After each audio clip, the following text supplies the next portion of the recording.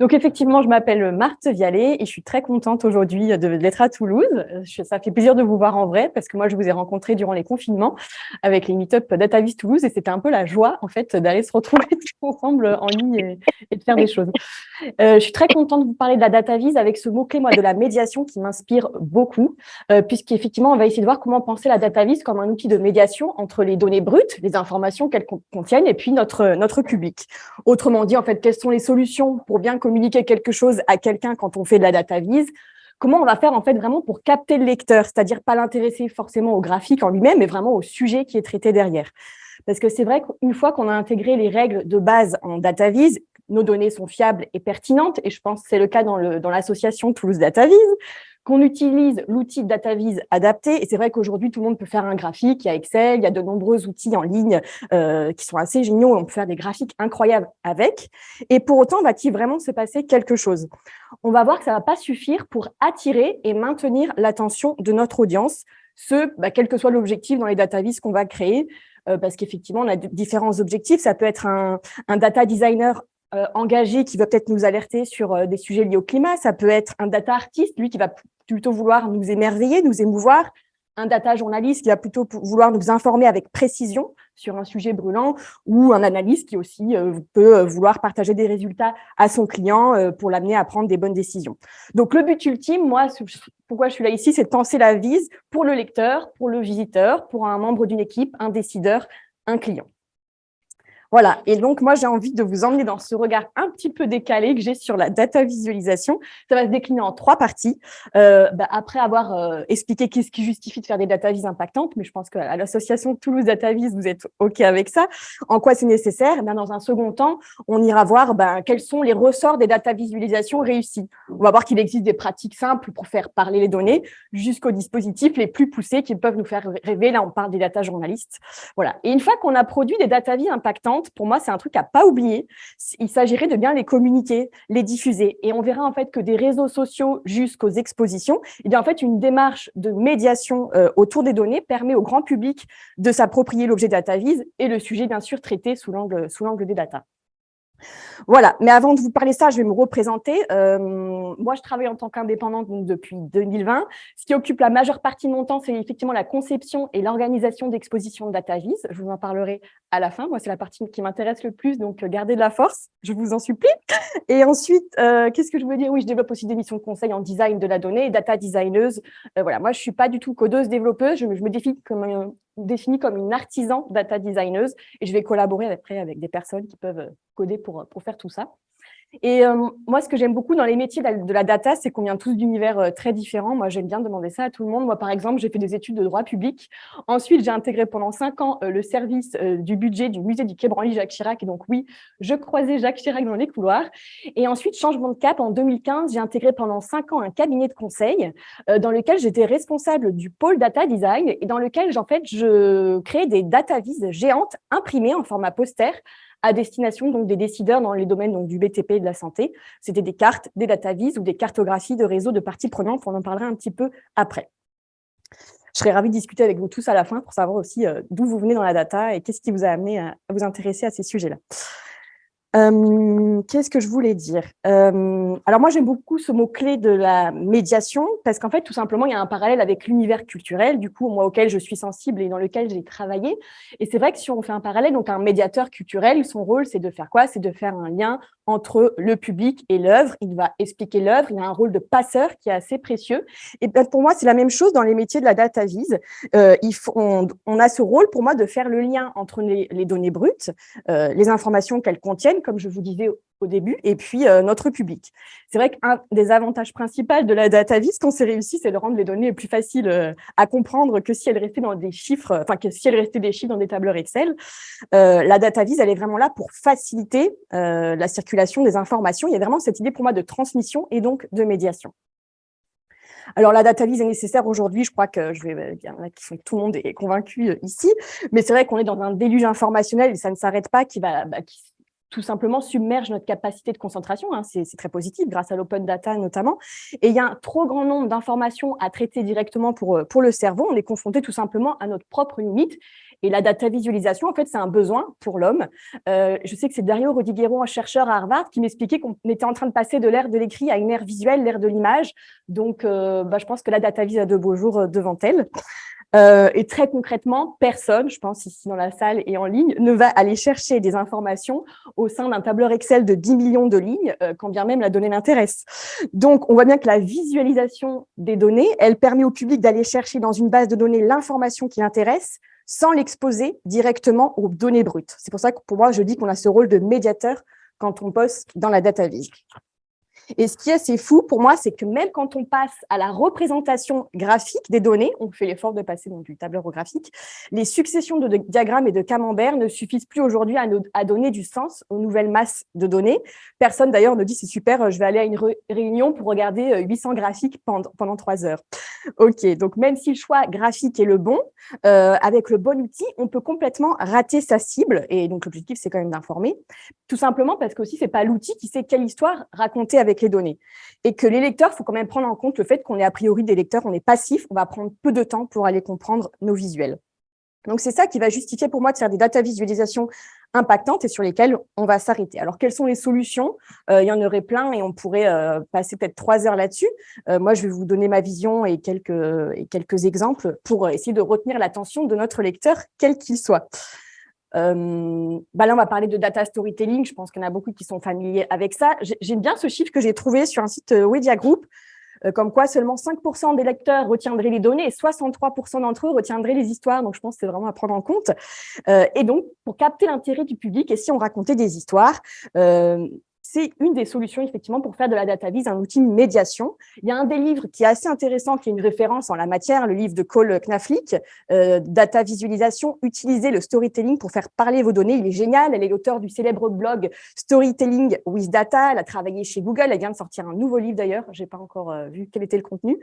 Et moi, j'ai un ami, par exemple, qui était chef de la stratégie de la data et de l'innovation chez Cdiscount, qui gérait une équipe de data scientists et qui l'offrait à chaque nouvel arrivant. Donc, vraiment, c'est un livre référence.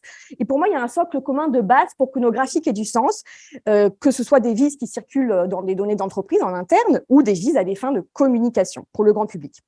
Et donc, ce qu'elle nous dit, c'est qu'il ne faut pas se contenter de montrer les données, il faut vraiment les faire parler et que les données, elles peuvent cacher de grandes ou de petites histoires et que le public veut connaître. Et c'est à nous, en fait, de lui révéler, sinon ça va aller tromper. Je vais mettre le micro. Je n'arrive pas à l'accrocher, mais c'est pas grave. Ça va nécessiter trop d'efforts de la part donc, du lecteur. C'est bon, vous m'entendez ? Génial, merci.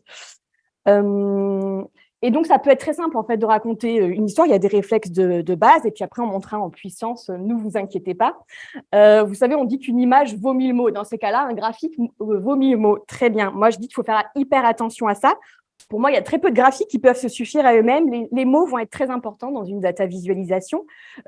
Effectivement, même les peintures et les sculptures dans les musées ont généralement au moins une pancarte avec la date de l'œuvre, l'auteur, etc., pour aider à donner un contexte à l'œuvre. En plus, dans ce contexte-là, le visiteur, dans le cadre de l'art, peut repartir avec une interprétation subjective, mais même là, on a des éléments de contexte. Alors, autant vous dire que dans la data vis, là aussi, il va falloir contextualiser, expliquer, il va falloir employer les bons mots. Donc, tout simplement, ça veut dire penser à son texte, bien rédiger son titre, sa légende, ses annotations. Il faut vraiment prendre, en fait, le lecteur par la main. C'est Karine Bastien qui disait ça, qui est la fondatrice de l'agence We Do Data. Je pense que voilà, moi, c'est le souci que j'ai, en tout cas, et que j'aime bien qu'on ait, c'est de penser au destinataire final, tout simplement. J'aime bien aussi ce post qu'a fait Gabrielle Mirit, qui est une personne à suivre dans la data visualisation. Et justement, elle faisait un parallèle. Est-ce que vous avez déjà imaginé voir un film sans le son ? Bon, un graphique sans son titre, sa légende et des éléments de contexte et sans les sources, ça n'a aucun sens, ça n'a aucun impact. Ça ne nous intéresse pas. Donc, dans les éléments du texte, il y a notamment le titre. Pour moi, effectivement, tout se joue dans le titre, puisque tout simplement, le titre, il est là pour aider à focaliser le lecteur. C'est ça, en fait, qui va l'aider à décider s'il est intéressé à lire ou non le graphique. Donc, ça vaut vraiment le coup d'écrire un intitulé qui soit explicite, qui va aider à la compréhension. Et avec un titre, on peut déjà faire passer un message, dire quelque chose. On peut faire plus qu'une simple description. On peut déjà même sous-entendre une conclusion. Donc là, c'est un exemple que j'avais fait vraiment basique. Attention, il y a des vises en 3D, c'est pour le fun. fun. Soit on a un titre plat, évolution de la santé mentale des sportifs durant la pandémie, et puis on montre ça à un coach sportif, par exemple. Soit, eh bien, on a analysé nos données et on se rend compte que la santé mentale, eh bien, des sportifs a chuté brutalement durant la pandémie. J'ai fait ce talk aussi à l'INSEP auprès des sportifs. Voilà. Et donc, voilà, on fait déjà passer un message. C'est surtout, en fait, il faut se dire qu'en fait, au sein d'organisations, d'institutions, un décideur, un chef, un client, il n'a pas le temps. Il a besoin de comprendre le problème immédiatement. Donc, il faut qu'il comprenne justement l'intérêt du graphique. Donc, c'est à nous de lui amener. L'idée pour moi, c'est de minimiser l'effort, encore une fois, de la part du lecteur. Ça va être aussi possible par les fameuses annotations, vous savez, ces petites notes de texte avec ces petites flèches qui vont, pour certains graphiques, c'est pas toujours utile, mais aider à guider dans le graphique, peut-être quand celui-ci est complexe, etc. Donc ça, c'est vraiment une aide visuelle qui va pouvoir permettre de fournir des informations supplémentaires, des détails spécifiques. Voilà, mais encore une fois, c'est pas forcément utile partout et je vais pas pouvoir plus développer. Alors là, je vous avais montré un exemple fictif. Là, c'est un exemple voilà, que j'ai réalisé avec Florian Melki, qui est data analyst. Là, c'est une vise à des fins de communication. J'aimerais que ça s'en aille, mais c'est pas grave. Ça, c'est un cas pratique pour voir justement le pouvoir des mots en fait dans une data visualisation. Florian, en fait, il aime beaucoup le jeu vidéo The Last of Us Partout. Je ne sais pas si vous connaissez. Moi, je le connais pas. Je ne le connaissais pas. Et dans ce jeu, en fait, l'héroïne, il y a un personnage féminin qui a été introduit, qui aimait une autre jeune femme. Ça a créé d'énormes polémiques sur les réseaux sociaux. Les gamers étaient assez perturbés. Ça a généré en fait 4 mois de discussion sur ce forum. Et donc Florian, sur D3 d'ailleurs, donc lui les développeurs, il a créé cette vise géante qui montre ces 4 mois de discussion avec plein de personnes qui sont allées discuter. Au centre, on a 8, je ne peux pas rentrer dans les détails, mais au centre, on a 8 cercles. Ça montre les 8 plus gros parleurs. Ce sont les personnes qui ont le plus parlé sur ce forum de discussion à qui tout le monde répond, parce que les liens, ce sont les liens de co-citation. En gros, là, c'est 285 personnes qui parlent sur 4 mois et qui se sont citées 7000 fois. Voilà, ça, c'est la vision d'un forum de discussion. Alors lui, il a sorti ça dans un long article sur LinkedIn. Et donc, c'est des vises exploratoires. Voilà, lui, là, il teste plein de choses. Moi, j'ai voulu la penser avec lui, à en faire une vise à des fins de communication, qu'elle soit accessible aussi au grand public. Donc déjà, en créant un poster numérique. Et aussi, vous voyez, on retrouve cette idée de bien employer les mots, de recontextualiser. On a un paragraphe qui explique les choses. L'idée, c'est de pouvoir se passer de toutes ces lignes de texte et que la personne soit autonome pour aller lire la data vise. On retrouve l'idée d'un titre impactant entré dans l'arène, vous voyez, et après, on peut avoir un sous-titre, bien sûr, plus descriptif pour que ce soit très précis. Hein. On n'oublie pas la précision, bien évidemment. Donc, on va aussi hiérarchiser les données avec l'emploi des couleurs. On va faire des focus sur certaines choses. Hein. Il faut que le lecteur puisse être guidé. Et aussi, là, vous voyez la légende là, qui est en bas. J'ai peut-être passé 50% du temps à construire cette légende. C'est hyper important. Ouais, alors c'est un focus peut-être original, mais moi, la légende, elle est hyper importante pour faire. Et on peut aussi faire parler les données grâce à la légende. En fait, vous savez, les légendes qu'on voyait dans nos livres de géographie, c'est des légendes très plates. Nous, on a décidé de poursuivre cette métaphore parce qu'en fait, en gros, c'est des gens qui n'arrêtent pas de se battre entre eux et qui polémiquent. Donc, on a pensé un peu à la reine des gladiateurs. Donc, c'est pour ça qu'on avait appelé cette data vise là, entrée dans l'arène, aux orateurs de la Rome antique. Et donc, on a poursuivi cette métaphore jusque dans la légende. Donc, par exemple, les 8 plus gros parleurs dont je vous parlais, on les a appelés les polémiqueurs, et ceux à qui personne ne répond sur ce forum de discussion, les pauvres, on les a appelés les oubliés, un peu les oubliés de l'histoire. Donc, vous voyez, on peut même faire parler la légende quand on pense à une vise à des fins de communication pour garder notre lecteur attentif et qu'il aille la lire jusqu'au bout et qu'il soit intéressé. Alors moi, je ne suis pas que là pour vous parler de data storytelling, de faire parler les données.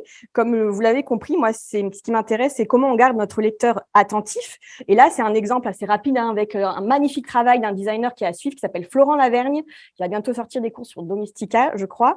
Et au-delà de raconter, lui, voilà, justement, c'est juste un petit exemple, pour garder notre lecteur attentif, tout simplement, il intègre sa légende dans la data visualisation. Je trouve que c'est assez intéressant. On n'est plus dans les vises à l'ancienne avec la légende qui est en bas et on a un parcours de l'œil qui est nécessaire et c'est peut-être là où le lecteur va lâcher.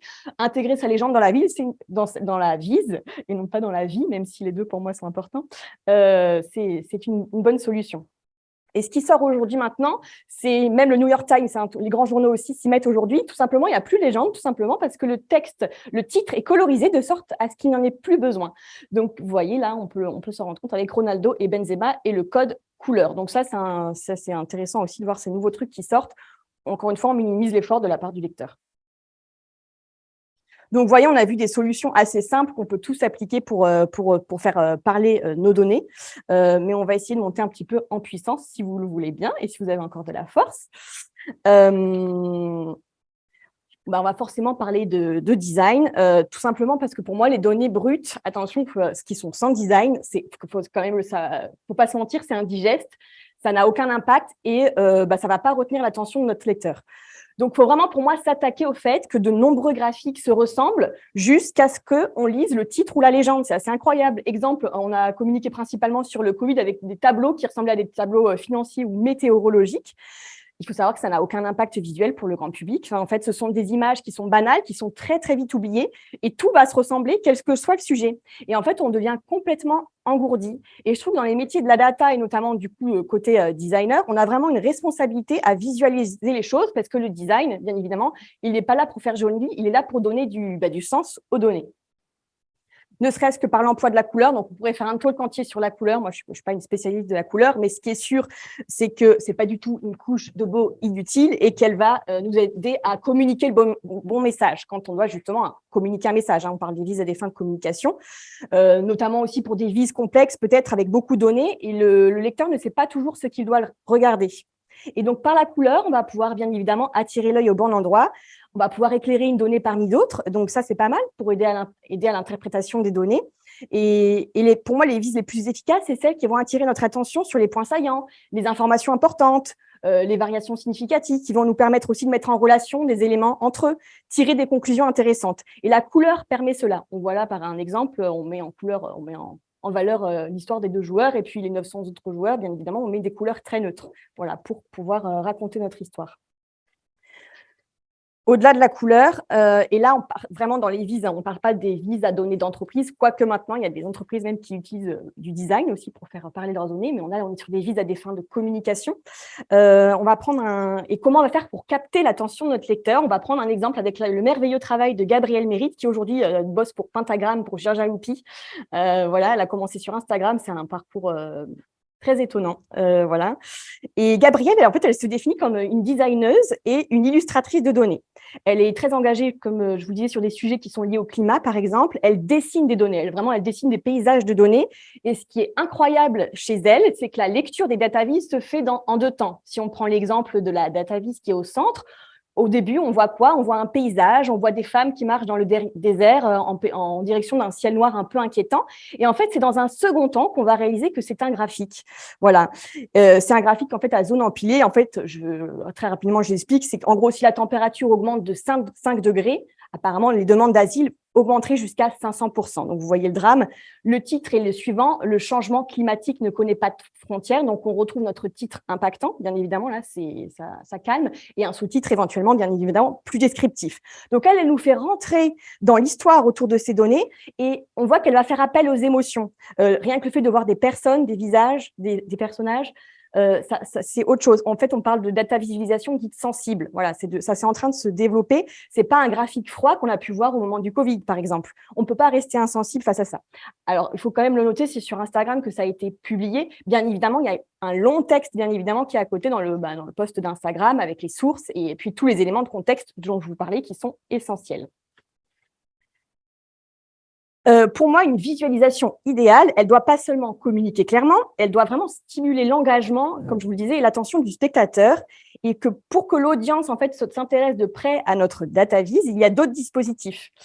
Et moi, ce que j'aime, c'est quand le lecteur n'est plus passif, mais vraiment actif autour des données. Et donc là, c'est un exemple que j'aime beaucoup. C'est génial. En fait, c'est une data viz participative. Vous pouvez tous y aller. Elle est encore en ligne aujourd'hui. C'est la viz Corona Moment. En fait, c'est un travail de recherche extraordinaire mené par Tobias Kauer, Benjamin Bach et Marianne Dork.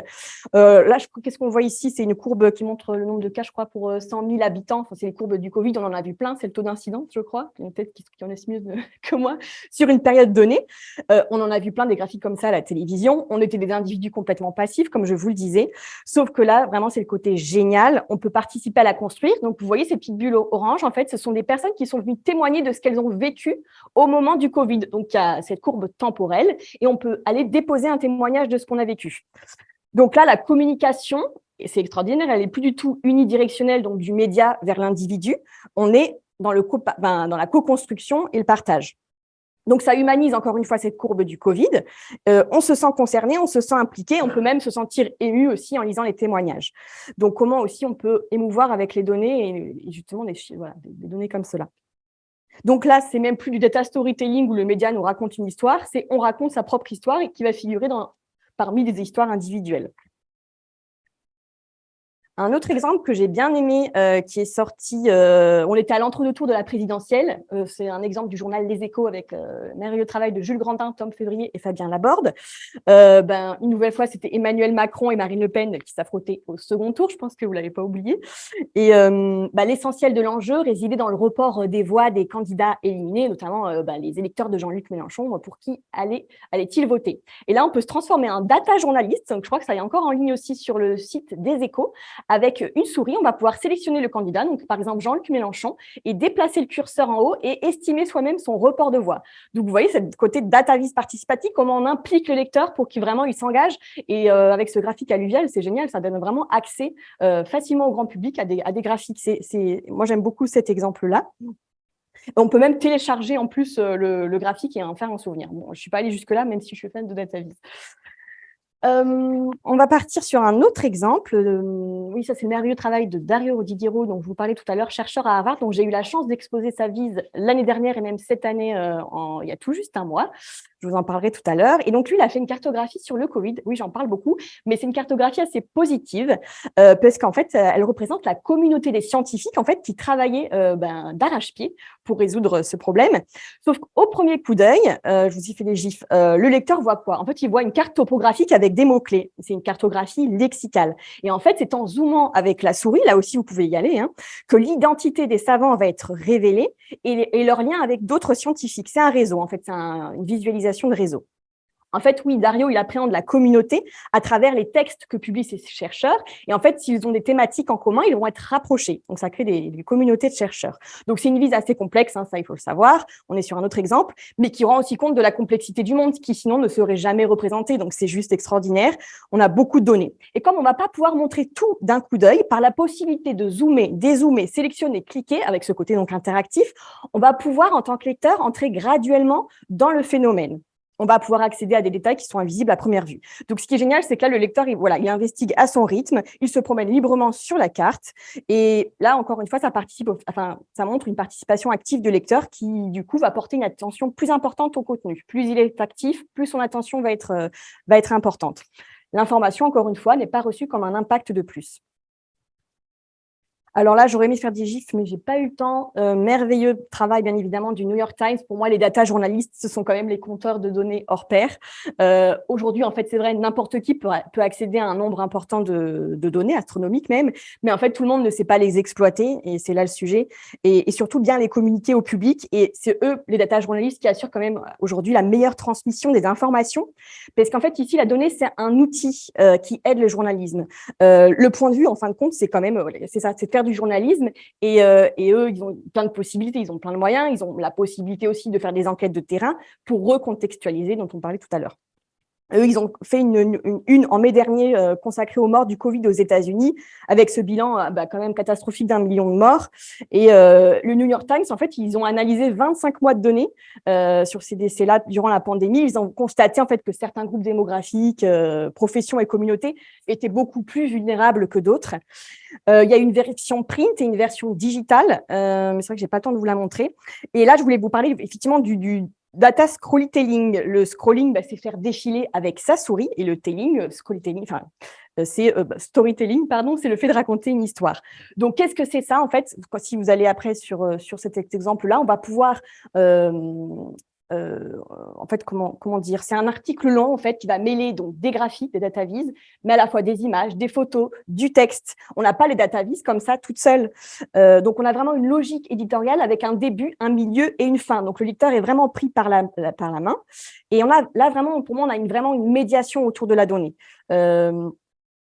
Et ce qui est génial aussi dans ce genre d'exemple, c'est qu'on ne va pas avoir seulement une compréhension intellectuelle du phénomène grâce aux graphiques qui sont très, très bien faits, mais on a aussi une connexion émotionnelle puisqu'on va avoir des témoignages d'histoires individuelles des gens qui ont vécu des drames. Donc là, quand on associe les deux, c'est gagné. Voilà. Maintenant, on va passer à la troisième partie, si vous avez du temps. Maintenant qu'on a fait des data viz impactantes, comme je vous le disais, il s'agirait de bien les communiquer et tout le monde n'a pas la chance d'avoir un journal et n'est pas data journaliste. Donc, du coup, comment la data viz aujourd'hui, elle est partagée via les réseaux sociaux, via les sites internet des gens qui sont dans la data. Et je voulais aussi parler du print. Pour moi, le print a encore sa place, est une bonne solution pour faire de la data viz un véritable outil de médiation. Je sais qu'Alain, tu voulais qu'on parle de ça, on pourra aussi en discuter plus tard. Alors, je vais me concentrer exclusivement sur Instagram pour les réseaux sociaux, mais ce sont les mêmes conseils sur Twitter parce qu'on n'a pas forcément le temps de tout développer. Ce qui est sûr, c'est que sur Instagram et sur Twitter, il faut savoir qu'il y a une communauté dataviz qui est très active et assez joyeuse. Instagram, quand même, il est incontournable aujourd'hui. Plus d'1 milliard, je crois, de personnes l'utilisent chaque mois. Il ne faut pas négliger cela, même quand on est une institution, une organisation. On va retrouver donc les centaines de data designers et designeuses qui, d'ailleurs, sont devenus connus via Instagram. On retrouve même Georgia Loupi, une référence, Gabriel Mérite, génial. On va retrouver aussi des médias, par exemple les Échos. Les Échos, c'est 100 000 abonnés sur Instagram et ils publient un graphique quand même tous les 6 posts. Donc, sur Instagram, vous le savez, pour beaucoup, je pense, on a des formats de publication qui sont petits et carrés. Et donc, tout l'art, ça va être de penser les data viz pour ces formats-là. Donc, les conseils, c'est des conseils assez concrets. C'est qu'en fait, l'idée, ça va être de concevoir des data viz avec peu de données. Et là, il va falloir faire un message par post. Voilà, généralement. Généralement, ça va être des graphiques simples. Par contre, le design va être plus ou moins poussé, comme vous pouvez le constater, des Échos jusqu'à Mona Chalabi, qui est une personne à suivre dans la data viz. Donc, ce qui est sûr, c'est qu'on ne va pas pouvoir zoomer sur Instagram. Donc, contrairement au projet de Dario Rodiguero dont je vous parlais avec ce côté interactif. Donc, ça veut dire qu'il faut absolument que tout soit lisible immédiatement depuis son téléphone. Donc, ça veut dire titre, sous-titre, légende. Voilà, ça doit être écrit en gros. Après, l'astuce pour délivrer son message, bien évidemment, c'est le texte qui est possible en accompagnement du post. Et c'est là où on va pouvoir donner des éléments de contexte et ajouter sa légende. Alors, quand on a vraiment beaucoup de contenu à partager, il y a quand même une solution. L'idée, c'est d'aller découper son contenu. Là, je prends un exemple de Data Citron. Bon, ça cache un peu, mais c'est pas grave. C'est pas grave. Donc, pour contourner en fait la contrainte des réseaux sociaux et au contraire en tirer parti, bien effectivement, elle est allée découper son contenu. Donc, elle a voulu expliquer, je crois, c'était le terme des super spreaders. Elle a fait toute une enquête là-dessus. Et elle aussi, elle a fait comme un data journaliste et elle a allé mélanger des graphiques, des éléments de contexte, du texte, des citations, des images, etc. Donc, elle allait vraiment prendre le lecteur par la main et aussi vulgariser des concepts scientifiques. Et ce qui est génial, c'est qu'elle a même expliqué les graphiques qui sont un peu durs à lire pour le grand public. Il y a même des explications. Autre astuce aussi à prendre en compte que je vois aussi maintenant de plus en plus sur LinkedIn, quand on a plusieurs contenus à partager, quand on fait de la data viz, mais qu'on veut recontextualiser et raconter une histoire, ça va être de faire des carousels. Vous savez, c'est cette suite d'images qu'on peut faire défiler avec son doigt ou sa souris quand on est sur le PC. Et c'est très… Moi, je trouve que ça marche bien parce qu'en fait, encore une fois, c'est le lecteur qui va décider s'il est intéressé au contenu ou non et il va faire défiler la chose. Il y a une participation active dans la lecture du contenu. On ne lui balance pas tout d'un coup. Je prends un autre exemple, par exemple We Do Data, donc j'en parlais tout à l'heure, une agence de data viz bien connue en France, qui publie des stories. Là, c'était pour le Tour de France et qui justement alterne, qui fait du data journalisme. On alterne des photos, des enquêtes, des graphiques qui sont intégrés dans une histoire globale. Donc ça marche très bien.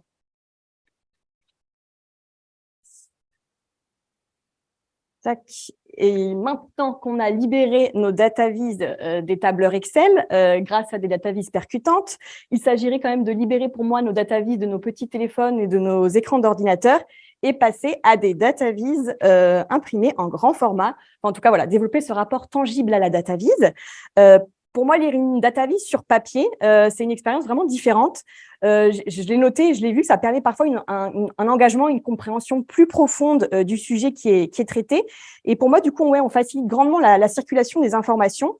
Et je l'ai vu dans plusieurs contextes, dans des contextes différents, notamment dans la sphère business. Comme je vous le disais, j'ai travaillé 5 ans dans un cabinet de conseil spécialisé en intelligence économique. Et donc, je créais avec les consultants ces posters de très grand format. Donc, ils étaient imprimés en A1 ou A0. On avait l'imprimante en interne dans le cadre de l'entreprise. Donc, c'était soit des data viz, comme je vous le disais, des cartographies de réseau. On avait donc des masses de données qui sont élevées. Donc là, on n'a pas 3 chiffres qui se courent après ou 3 données, parce que ça peut être des données qualitatives. On ne va pas pouvoir les lire sur Instagram. Donc, ça peut être observé justement la mise sur le marché d'un médicament, par exemple. On parle parle par là, par exemple, de représenter 100 acteurs qui sont reliés entre eux, par exemple. Donc là, on s'adresse à qui? Aux décideurs qui sont là pour valider des actions à engager. Alors, au-delà du fait qu'ils étaient friands du visuel, ça on le voyait très bien, en accompagnement d'une mission classique de consulting, on voyait que la vise imprimée en grand format leur donnait une vision claire de la stratégie à adopter. Exemple, pour monter un plan d'action commercial aussi ou répondre à des appels d'offres. C'était ce genre de choses-là. En fait, ce qui était intéressant aussi, c'est que le client pouvait annoter la data vise en direct, ce qu'on ne peut pas faire bien évidemment sur nos écrans. Et ce qui est annoté, c'est qu'aussi, il y avait une expérience de lecture collective d'une data vise qui n'arrive jamais. On est tous là sur nos petits téléphones, on est dans des expériences individuelles, alors que là, il y avait directement un discours qui était construit autour, il se mettait autour de la table ou il l'affichait au mur. Et voilà, lire une data vise de façon collective, c'est une autre expérience. Et pour moi, justement, on facilite aussi la circulation des informations à ce moment-là. Là, c'était sur des problématiques, effectivement, d'intelligence économique. Mais on va passer dans un autre cadre, moi, auquel je suis, forcément, c'est ce que je préfère, donc vous avez encore de la force. L'idée, là, c'est dans le cadre d'exposition. Donc là, ça va être l'idée d'élever les data vises au rang d'œuvre. Il faut savoir qu'aujourd'hui, il y a de plus en plus d'événements autour de la data, avec des expositions de data visualisation ou des expositions dans lesquelles on va retrouver des data visualisations. Moi, aujourd'hui, effectivement, c'est mon métier de faire ça, de concevoir et d'organiser ces expositions. J'en ai conçu 3. Donc, une l'année dernière, à chaque fois, ça s'est passé à Nantes, puisque je travaillais en collaboration avec un data analyst qui s'appelle Florian Melki. Et là, je viens d'en sortir 2 en septembre dernier, donc je n'ai pas eu le temps de me reposer, mais je suis quand même là aujourd'hui. Donc voilà. Là, on s'adresse à qui? On s'adresse plus aux décideurs, on s'adresse au grand public, bien évidemment. Et l'idée, c'est de faire quoi? Pourquoi on fait ça? C'est de proposer la découverte justement de l'objet data vise à tous, à un public initié ou non initié. Donc, en fait, une expo, c'est déjà un dispositif de médiation en soi autour des données. Effectivement, en fait, c'est vrai que le data design, même s'il ne vient pas de naître, et vous le savez tous, il reste encore confidentiel, c'est vrai. Et c'est intéressant pour moi de mettre la data vise en lumière hors des écrans. Il faut montrer en fait au grand public l'intérêt des data, que ça peut être un outil puissant d'information. Il y a cette idée aussi vraiment, voilà, comme je vous disais, de la démocratiser, de la rendre accessible, parce que ça peut faire peur pour le grand public, ne serait-ce que dans le choix des sujets. Par exemple, là, c'est une vise faite par Marion Rouaïrou, c'est très drôle, qui montre toutes les relations entre les relations amoureuses de tous les protagonistes de la série Friends sur les 10 années, je crois, des épisodes de diffusion. Et ça, on sait que cette vise, elle a très bien marché, alors qu'elle peut paraître complexe, j'exagère, mais à la base, voilà, les gens, le grand public on n'est pas tous des passionnés de data vise, et ça a très bien marché comme sujet, en tous les cas, pour démocratiser la data vise. Après, on ne fait pas une expo de data vise pour la data vise, même si on adore ça, bien évidemment. Pour moi, la data vise, elle est plus citoyenne que jamais. Et j'aime beaucoup ce que dit effectivement David Biani, qui est donc un designer, chercheur, commissaire d'exposition, qui a fait une magnifique exposition, moi, que j'ai ratée en 2018 à la Fondation EDF. Et il dit que les data designers sont les nouveaux explorateurs de notre monde globalisé. Effectivement, on sait qu'avec la data vise, on va rendre visibles des pans entiers de notre réalité. Il peut s'agir des sujets liés au climat, de la biodiversité, des inégalités sociales. Et moi, c'est le cas dans l'exposition Vision d'urgence qu'on a présentée il y a tout juste un mois à Nantes, dans le cadre de la Nantes Digital Week, donc il y a un événement du numérique nantais. Et en fait, cette exposition, en fait, elle montre l'engagement des designers, chercheurs aux urgences de ce monde, aux crises sociales et environnementales. Et je suis tombée juste il y a 2-3 jours aussi sur un article hyper intéressant de la revue Science Direct et qui dit que la data vise est hyper importante dans le processus de prise de conscience des enjeux environnementaux et qui explique qu'il y a encore un fossé entre la connaissance scientifique et puis l'application sociétale non scientifique. La capacité à transmettre les informations, elle n'est pas encore aisée. Donc nous, effectivement, on est allé faire une exposition sur des sujets sociaux. Donc par exemple, là, c'est une data vise faite par la très connue Valentina De Filippo et Lucia Kosinkova, il y a une petite erreur, pardon pour elle, qui est une vise à propos du mouvement MeToo. Vous savez, c'est Alyssa Milano qui avait fait un tweet qui est devenu viral, qui avait encouragé les victimes à venir témoigner, et ça a créé cette data vise là. On a Avec la data vise, on peut aussi parler de sujets comme la crise des migrants. Donc là, ça parle de routes migratoires et puis de toutes les personnes qui sont décédées. Après, c'est très difficile de récolter les données. Donc là, on est sur la data vise dite sensible. On n'est pas sur des chiffres donnés en interne dans le cadre de données d'entreprise. On est là pour émouvoir. C'est ça le but. On est dans un but qui est complètement différent. Créer des émotions, sensibiliser à des sujets, donc ici sociaux et environnementaux. Je vous avais montré, vous vous rappelez, la vise de Florent Lavergne, juste pour l'idée que la légende était intégrée dans la vise. Là, en fait, ça montre en Europe toutes les populations qui sont en risque d'inondation côtière avec l'élévation du niveau de la mer, en fait, la fonte des glaces et donc derrière la hausse des températures. Donc, vous voyez que les designers s'engagent vraiment sur des sujets et ça, je trouve que c'est génial, c'est en train de se développer et les manières de représenter sont très importantes là pour aller toucher le grand public. L'idée aussi, pourquoi on fait des expos, c'est de penser justement en grand format. Comme je vous le disais, on sort de nos écrans. Et donc là, c'est un exemple avec Florian, on l'aime beaucoup. C'est une data vise qu'il a créée, qui s'est étalée sur 4 mètres de long. En soi, pour vraiment qu'elle montre toute sa richesse, elle devrait s'étaler sur 160 mètres. Donc, ça montre les 4 mois de discussion dont je vous parlais sur ce fameux forum de discussion, mais là, en vue temporelle. Et quand on voit des creux dans cette data vise, c'est tout simplement parce qu'il y a eu le déconfinement et que les gamers, au lieu de se taper dessus, sont allés prendre l'air. Voilà. Donc, penser en XXL, ça, c'est chouette. Il n'y a pas que moi, il n'y a pas que nous qui pensons, bien évidemment, les data viz en grand format. Là, on a par exemple le travail d'un infographiste qui travaille pour le Mundo Deportivo en Espagne. Je crois que c'est un journaliste de sport. Et en fait, il a créé cette data vise à la base sur Rafael Nadal dans son journal. Et maintenant, elle figure c'est une data vise murale, parce qu'on dit ça, parce qu'elle est affichée au mur maintenant, enfin, elle est collée au mur, à l'académie de tennis de Rafael Nadal. Donc, vous voyez, maintenant, ça, c'est les données aussi sportives. Là, il y a une justification, elle s'expose aussi très bien, mais en format, du coup, géant. On est très, très loin d'Instagram, là. Le but d'une expo, donc là, c'est aussi d'émerveiller. Donc, c'est montrer aussi toute la beauté de la data. Donc là, c'est un exemple avec le merveilleux travail du chercheur et data artiste Kirel Benzi. Effectivement, on est loin de l'image anxiogène des data, du big data, de l'intelligence artificielle qui fait très peur aux gens. Ici, on n'a pas besoin de connaissances techniques, vous voyez, pour apprécier l'œuvre, parce qu'en fait, on ne voit plus les données. C'est là la différence entre les data viz qui sont esthétiques, mais qu'on peut encore lire. Quand on fait une data viz esthétique, mais déjà, l'enjeu, c'est quand même la précision. Là, on est dans le data art, c'est autre chose. Donc lui, au lieu d'utiliser son pinceau, il peint avec les données et c'est la data qui est cette matière première pour concevoir des œuvres artistiques. Et donc, on a exposé son travail et nous, vraiment, avec lui, on a dû travailler avec lui en tant qu'artiste. C'était une autre manière avec lui de collaborer. Là, ça montre les plus de 1000 collaborations musicales qu'a fait Johnny Hallyday durant toute sa carrière. Donc, au centre, il y a Johnny et après, à la périphérie, on retrouve toutes les collaborations. Vous pouvez voir ça sur le site de Kirel Benzi. Bien sûr, il explique tout. Voilà, c'est hyper intéressant. Ça aussi, je la trouve magnifique. C'est un exemple d'une vise qu'on a pu exposer de Anna Piotrowska qui montre 1 an de discussion sur Facebook et ça a créé cette vise qu'on a imprimée sur 2 panneaux de 70 par 70. Ça crée des petites merveilles et je trouve ça bien de transmettre aussi la beauté de la data vise et des data. On est vraiment loin de l'open data, enfin des données, de l'angoisse aussi de la récupération des données privées. On est sur autre chose. Une expo, c'est bien parce qu'on va pouvoir aussi penser à l'accessibilité, faire de la médiation justement autour des données grâce au texte. Encore une fois, on a créé bien évidemment un panneau d'introduction pour introduire notre exposition parce que les vises, on ne choisit pas des vises au hasard, il faut qu'elles résonnent entre elles, qu'elles dialoguent. Donc voilà comment on va pouvoir donner des éléments de contexte et expliquer le fil conducteur.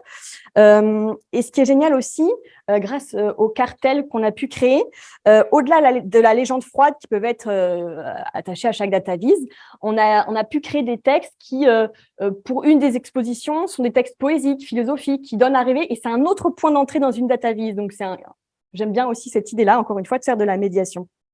Pensez à notre destinataire final.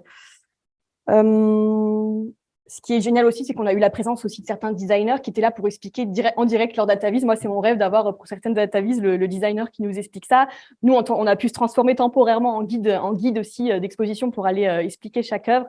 Donc, c'est vraiment aussi des moments de partage autour des données et autour de la data visualisation. J'ai dit beaucoup le mot data visualisation. Je finis par être fatiguée. Je vais terminer là-dessus. Là, on pourrait faire tout un talk là, mais il y a des gens qui sont plus spécialistes que moi.